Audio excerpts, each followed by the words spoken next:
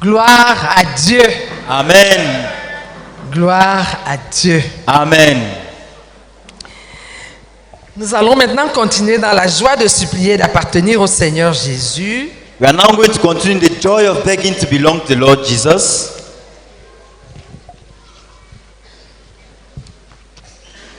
L'exemple d'Ézéchiel. The example of Ezekiel.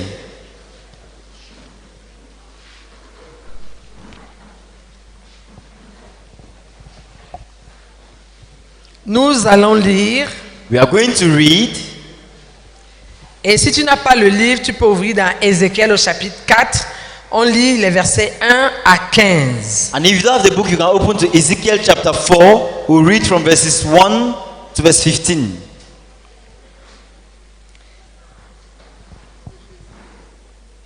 Ézéchiel chapitre 4, Ezekiel versets 1 chapter à 4, 15. 1 to 15.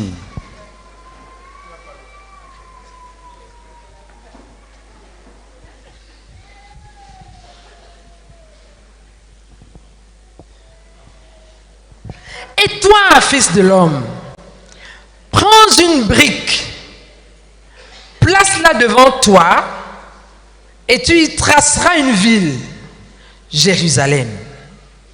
Représente-la en état de siège. Forme des retranchements, élève contre elle des terrasses, environne-la d'un camp, dresse contre elle des béliers tout autour. Prends une poêle de fer et mets-la comme un mur de fer entre toi et la ville. Dirige ta face contre elle et elle sera assiégée et tu l'assiégeras. Que ce soit là un signe pour la maison d'Israël. Now, son of man, take a clay tablet, put it in front of you, and draw the city of Jerusalem on it. Then lay siege to it. Erect siege works around it. Build a ramp up to it. Set up camps against it, and put battering rams around it. Then take an iron pan, place it as an iron wall between you and the city, and turn your face towards it. It will be under siege, and you shall besiege it. This will be a sign to the house of Israel. Puis couche-toi sur le côté gauche, mets-y l'iniquité de la maison d'Israël, et tu porteras leur iniquité autant de jours que tu seras couché sur ce côté. Je te compterai un nombre de jours égal à celui des années de leur iniquité, 390 jours. Tu porteras ainsi l'iniquité de la maison d'Israël. Quand tu auras achevé ces jours, couche-toi sur le côté droit et tu porteras l'iniquité de la maison de Juda pendant 40 jours. Je t'impose un jour pour chaque année. Tu tourneras ta face et ton bras nu vers Jérusalem assiégée et tu prophétiseras contre elle. Et voici, je mettrai des cordes sur toi afin que tu ne puisses pas te tourner d'un côté sur l'autre jusqu'à ce que tu aies accompli les jours de ton siège. Prends du froment, de l'orge, des fèves, des lentilles, du millet et de l'épeautre. Mets-les dans un vase et fais-en du pain autant de jours que tu seras couché sur le côté. Tu en mangeras pendant 390 jours. La nourriture que tu mangeras sera du poids de 20 cycles par jour. Tu en mangeras de temps à autre. L'eau que tu boiras aura la mesure d'un sixième de 1. Tu boiras de temps à autre. Tu mangeras des gâteaux d'orge que tu feras cuire en leur présence avec des excréments humains. Et l'Éternel dit, c'est ainsi que les enfants d'Israël mangeront leur pain souillé parmi les nations vers lesquelles je les chasserai. Je dis, ah, Seigneur éternel, voici, Mon âme n'a point été souillée. Depuis ma jeunesse jusqu'à présent, je n'ai pas mangé d'une bête morte ou déchirée, et aucune chair impure n'est entrée dans ma bouche. Il me répondit, voici, je te donne des excréments de bœuf au lieu d'excréments humains, et tu feras ton pain dessus.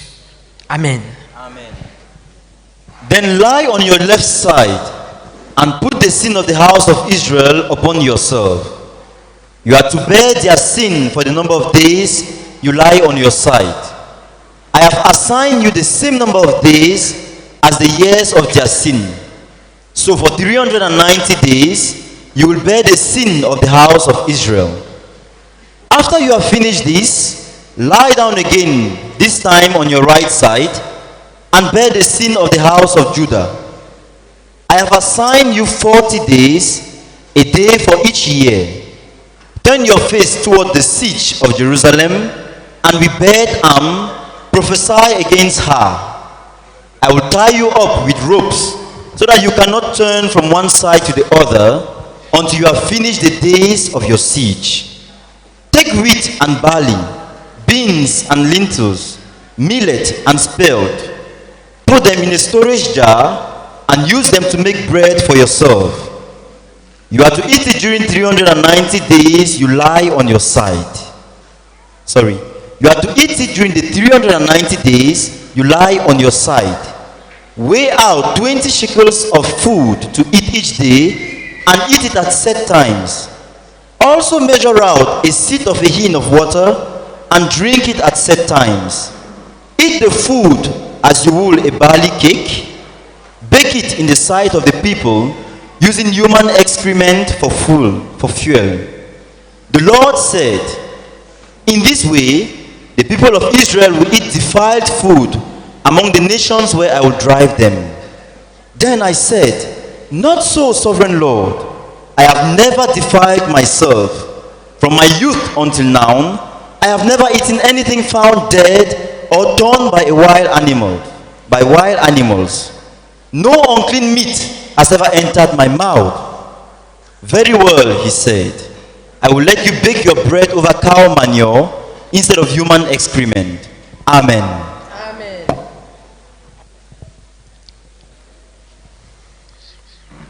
Sister Henriette asked me to say something about that one. Brother Zach says this Ezekiel's separation from the common. Le frère Zach dit que ça c'est la séparation du commun d'Ézéchiel. What you notice there is that God put on Ezekiel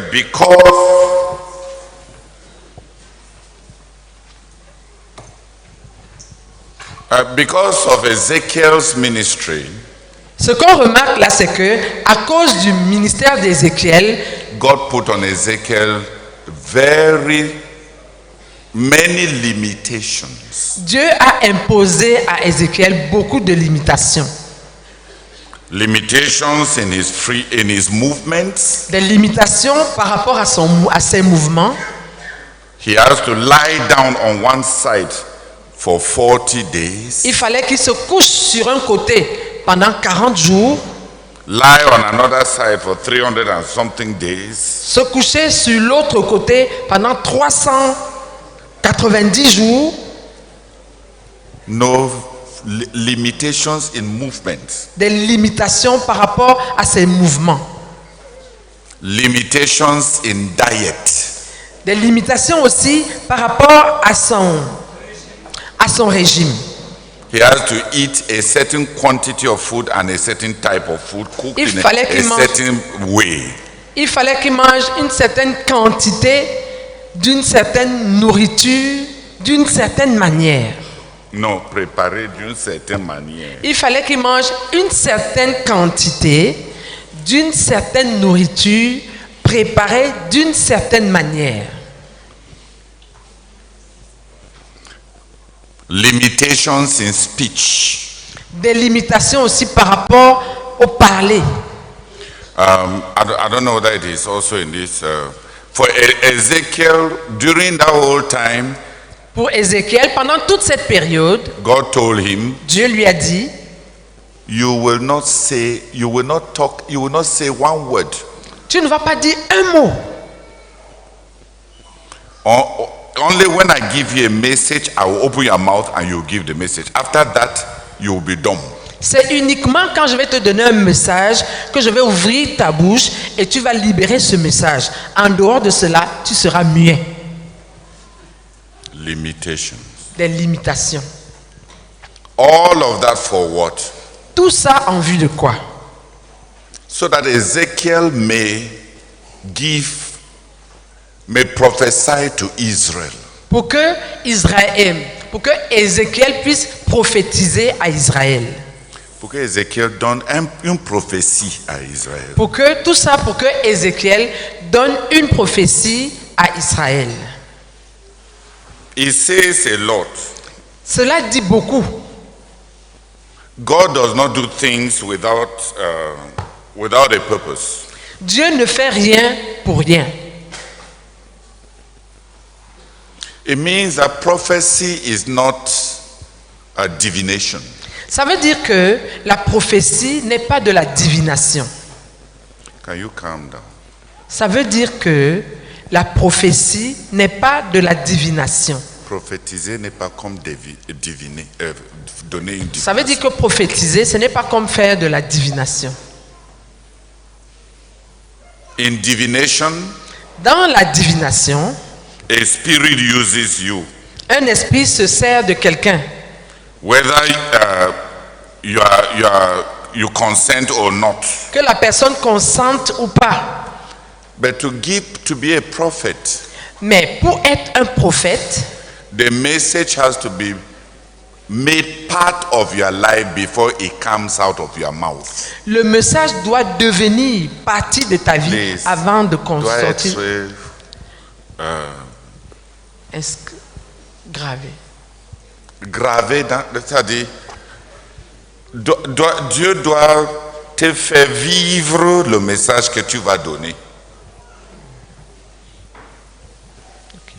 Pour être un prophète veut dire la parole est faite chair.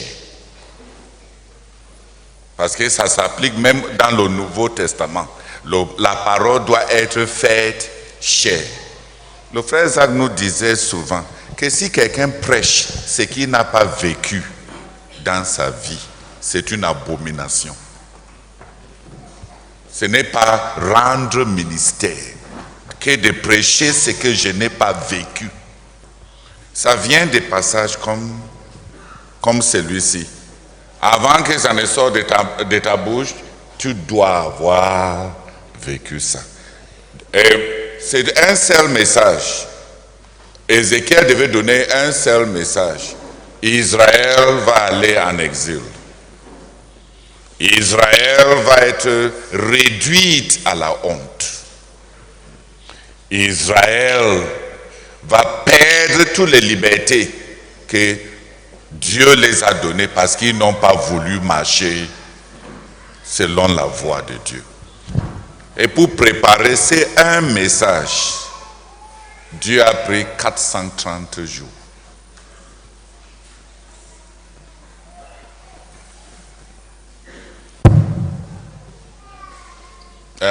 Qui a compris? Pour préparer un message. Si tu veux être prophète, frère, bienvenue. On a besoin de prophètes. Mais les prophètes de la Bible ne sont pas comme les charlatans qui ont tellement beaucoup de messages facilement comme ça. Quand Dieu voulait juste dire à Jérémie devait prophétiser, Israël, vous étiez ma fierté, mais vous serez vraiment ma honte. Dieu a fait marcher Jérémie 500 kilomètres aller-retour. Dieu lui a dit, va dans la vallée de Euphrates. Pose ta ceinture là-dedans dans dans un trou. Et Dieu lui dit, rentre prendre. Jérémie rentre, évidemment, la ceinture a pourri. Et le Seigneur a dit, voici ce qui va arriver à Israël. Je dis, pour donner un seul message, on te fait marcher 500 kilomètres. Pour préparer un message, Ézéchiel prend 430 jours. Donc tu vois que Dieu n'est pas pressé pour produire des messages, n'est-ce pas? Donc avant de dire ainsi parle l'Éternel, tu vas avoir combien de ainsi parle de l'Éternel dans ta vie? Si chacun d'eux doit être incrusté dans ta vie comme ça. Si tu penses que pour Ézéchiel est mauvais, prends un petit prophète comme on les appelle les petits prophètes, comme Osée. Dieu t'envoie en démenant d'aller épouser une prostituée. Et Dieu te dit, ce n'est pas un amusement, elle sera ta femme toute ta vie. Elle vient chez toi. Votre premier enfant, c'est ton enfant. Le deuxième, elle est partie ramasser dehors. Et quand tu te fâches, Dieu dit que voici mon message. Voici la prophétie. Le nom de l'enfant sera pas mon peuple. Là, tu comprends ce que Israël fait. Quand Israël commet l'idolâtrie, tu vas ressentir ce que je ressens dans l'idolâtrie d'Israël. Et pendant que tu es en train de prophétiser comme ça, au lieu que ta femme là se répande même, elle est tellement contente avec l'autre monsieur. Et après quelques jours, sans la repentance, Dieu te dit, va la ramener. Va la ramener chez toi. Et il faut lui montrer encore ton amour comme avant.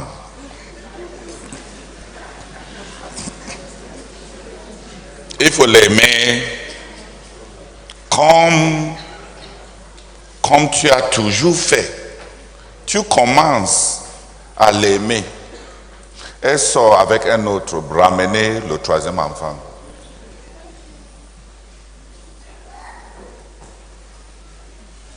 Et Dieu te dit, il faut la garder. Tout ça pour que tu prophétises. Pour que Israël... Tu penses que quand quelqu'un comme Osée est en train de parler, est-ce qu'il ne connaît pas combien Dieu... La douleur que Dieu ressent quand il nous pardonne nos péchés? Est-ce qu'il ne connaît pas? Tu penses que quelqu'un comme Osée va s'amuser avec le péché? Il sait combien ça fait mal. Donc, pour chaque prophète, il y a beaucoup de jeunes gens qui veulent être des prophètes. Vous êtes les bienvenus. On a vraiment besoin de prophètes. Dis Amen. Des vrais prophètes.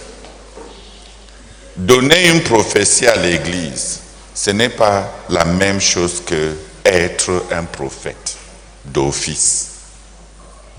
Un prophète d'office est un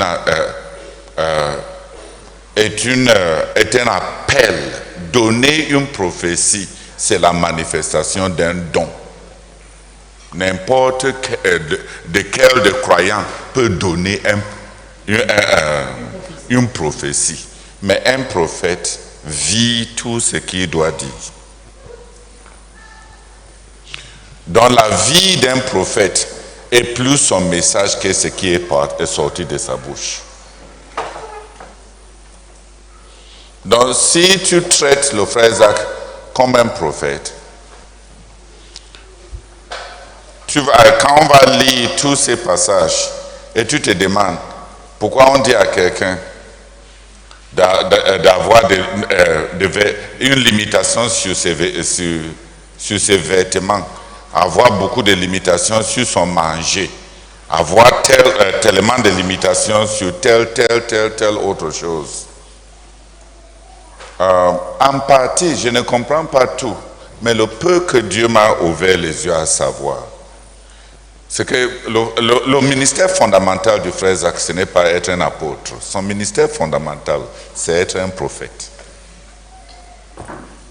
Donc, ça va t'amener à connaître un peu plus le frère Zach. Le leadership et l'apostolat est venu loin après. Mais dans sa personne, et fondamentalement, Dieu l'a appelé à être un prophète. Tout ce qu'il a fait par rapport à l'argent, pour sortir le peuple de Dieu de l'argent, pour vivre sans prendre les dettes, pour obéir au Seigneur et commencer un ministère qui a besoin de beaucoup d'argent et ne pas prendre le don que Dieu n'a pas autorisé. C'est pour produire un peuple qui ne vont pas prendre la marque de la bête. Parce que la marque de la bête, ce qu'on dit souvent 666 là, la marque de la bête, quel que soit ce qu'elle est, n'est pas un tatouage. La marque de la bête, c'est une formule pour aiser les transactions financières et rendre la vie plus aisée.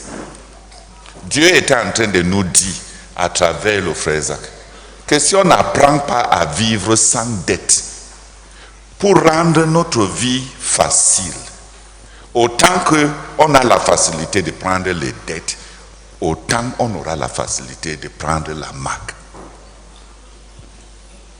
Parce que ça sera les mêmes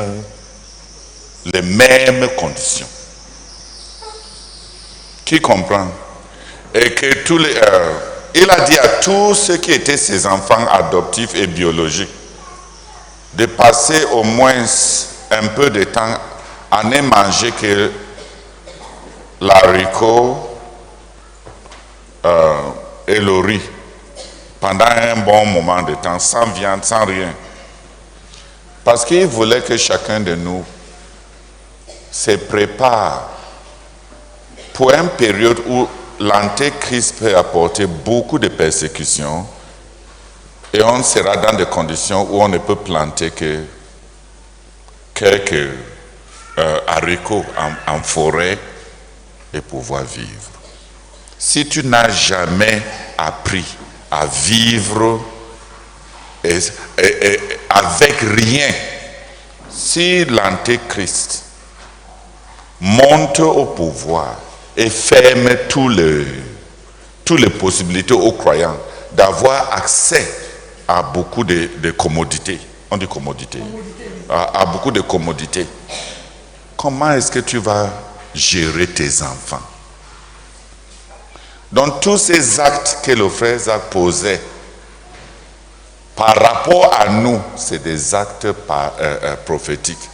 Par rapport à imiter, manger seulement, avoir nombre d'habits limité, habille-toi selon ton appel. Si Dieu t'a appelé à être un professeur de l'université, ne va pas devant les gens en haillons. Habille-toi selon ton appel. Mais sachez qu'il y a des limitations. Et pour nous qui devons vivre à la fin des temps, où l'argent sera l'enjeu principal de la foi, on a besoin de travailler notre attitude vis-à-vis de l'argent. Voilà l'exemple d'Ézéchiel.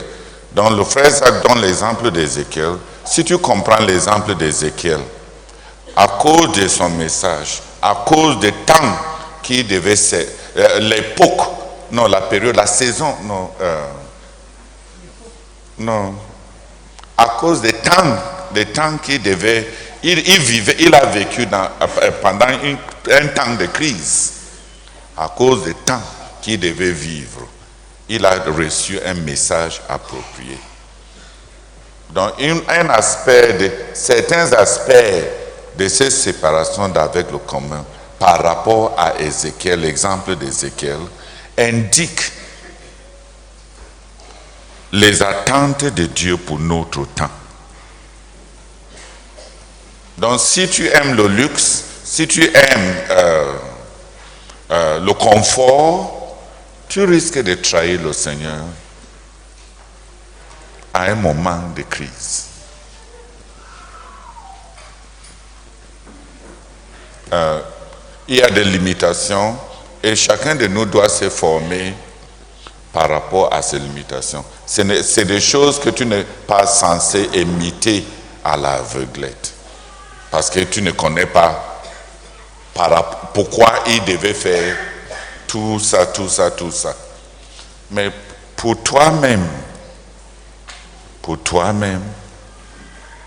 c'est un message pour toi par rapport au temps dans lequel nous vivons. Soyons un peuple à qui Dieu donne beaucoup d'argent, mais soyons un peuple qui n'ont aucun attachement à l'argent. Parce que l'argent sera l'enjeu final du système du diable pour dérailler les gens de la foi. Les gens ne vont pas renier Christ. Comme dans les premiers temps, par rapport à un culte, le culte au président. Les gens vont renier Christ selon Apocalypse par rapport à leur bien-être qui tourne autour de l'argent. Donc c'est autour de vendre, acheter, transactions financières que l'Antéchrist va établir son dernier assaut contre les gens de la foi. Le dernier assaut de Satan contre les gens de la foi sera autour de transactions financières. Qui a mieux compris? Pour Ézéchiel, c'était de grandes limitations. Dans le déplacement, dans son régime, dans son palais, et plus tard même, comme s'il n'a pas beaucoup fait. Quand il a fini de faire comme ça, et il pouvait se féliciter qu'il a été obéissant à Dieu. Dieu lui a dit, il y a un autre message. Israël va ressentir, quand ils seront en train de partir en exil, leur pays va les manquer énormément. Ils vont connaître la nostalgie, le manque de ton pays, la nostalgie, un manque de pays qui est semblable à un homme qui perd sa femme qu'il aime. Donc, Ézéchiel, ce soir, ta femme n'est pas malade, toi tu n'es pas malade, vous n'avez pas de problème, ce n'est pas heureux, tu ne dois rien faire. Voilà, parce que c'est comme ça que Israël va manquer, ce pays va manquer à ceux qui vont aller en exil. Ils seront complètement impuissants de faire quelque chose. Qui a compris? La parole a été faite chair. La parole doit devenir une partie de notre vie d'abord. Sinon, le message que tu prêches sera ton jugement, si ça ne vient pas de ta vie.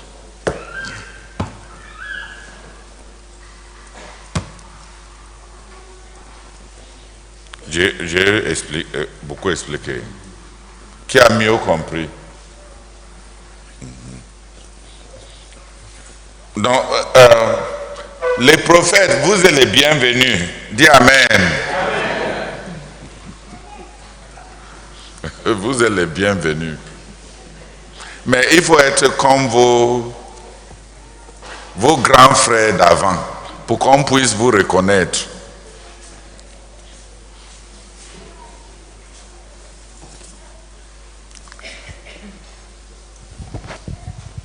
Alléluia.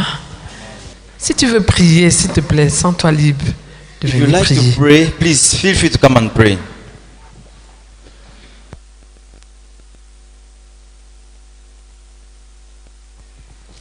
Seigneur, je te bénis et je te rends grâce, Seigneur, pour ce détail sur les limitations du prophète Ézéchiel. Père, je prie que tu m'accordes la grâce de connaître mes limitations. S'il te plaît, Seigneur, révèle-moi en détail, Seigneur, comment je dois aussi établir ma séparation du commun par rapport à l'appel de Dieu dans ma vie. Au nom de Jésus, Amen. Pour ta parole, Seigneur, merci pour ces explications assez claires. Je prie, Seigneur, au nom de Jésus, afin que tu m'accordes la grâce de m'assurer, Seigneur, de mettre en pratique, de vivre chacune des exhortations, des enseignements, des prédications que j'aurai à donner, Seigneur. Oh, afin que cela ne soit pas un jugement pour moi. Je prie, Seigneur, que la parole soit faite chère d'abord pour moi, Seigneur. Je t'en supplie, Seigneur. Et accorde-moi la grâce, oh Dieu, de coopérer avec toi afin que tu me révèles et que je sache quelles sont les limitations liées à ton appel dans ma vie, Seigneur. Et que je vive par rapport à cela. Je t'en supplie, Seigneur. Au nom de Jésus. Amen. Seigneur, merci grandement encore pour ta La parole. Rico et le riz, ce n'est pas un repas spirituel. À l'époque, c'était juste une manière pour le frère Zach de dire, de vivre. Si tu veux parler par rapport à nous ici à l'Est, reste avec couscous et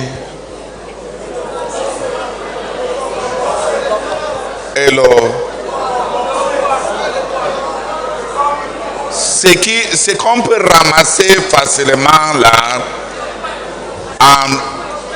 tu as compris le principe. Parce que à nos jours, l'haricot est cher. Donc celui qui veut manger l'haricot maintenant n'est pas un pauvre.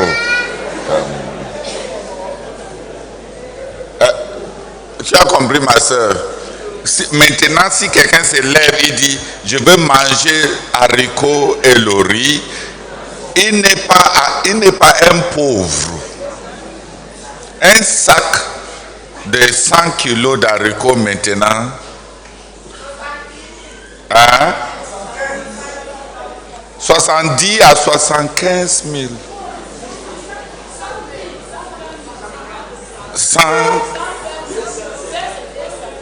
120 000.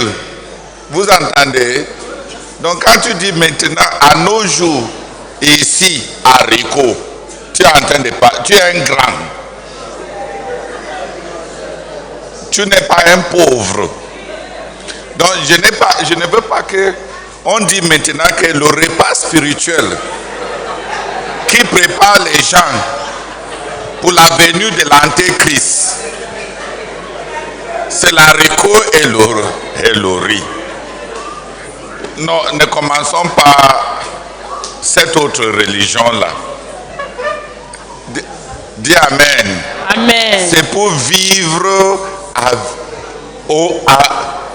avec au strict minimum. Seigneur, je prie au nom de Jésus-Christ que tu m'accordes, Seigneur, de vivre, Seigneur, au strict minimum. Seigneur, de manger, même si c'est le manioc, même si, Seigneur, c'est les plantain qu'on a ramassé, qu'on a vendu et c'est tombé, Seigneur, on a ramassé, on a fait l'état. Seigneur, donne-moi de vivre comme cela pour faire des restitutions. Au nom de Jésus-Christ. Amen. Notre Seigneur, béni sois-tu. Parce que Seigneur, plus que par le passé, je peux comprendre de façon plus claire pourquoi le Dieu souverain, le Dieu tout-puissant, pour commissionner un prophète, avait besoin de faire des choses apparemment compliquées, des choses qui avaient l'air de ne même pas être en rapport avec la parole qu'il avait à envoyer, Seigneur. Seigneur, merci beaucoup, parce que ces commissions et toutes ces choses, Seigneur, étaient réellement ta volonté à vouloir que le message devienne cher pour le prophète, afin que ce soit du vécu. Seigneur, merci parce que je comprends plus que par le passé, Seigneur. Et je te remercie parce que je suis juste poussé à partir de l'intérieur à ne pas être cette personne qui va juste balancer des paroles. Seigneur, je veux être de ceux-là qui vivent le message qui véhicule. Seigneur, je prie afin que tu viennes à mon aide, que je ne m'hasarde pas à dire aux gens des choses qui ne seraient pas existantes dans ma propre vie, Seigneur. Je supplie ta miséricorde au nom de Jésus. Amen.